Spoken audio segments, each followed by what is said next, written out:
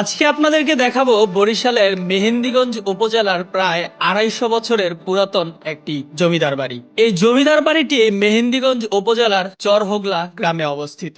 স্থানীয়ভাবে এটিকে বলা হয় কালামিয়া জমিদার বাড়ি। এই জমিদার বাড়ির রয়েছে এক বিশাল ইতিহাস।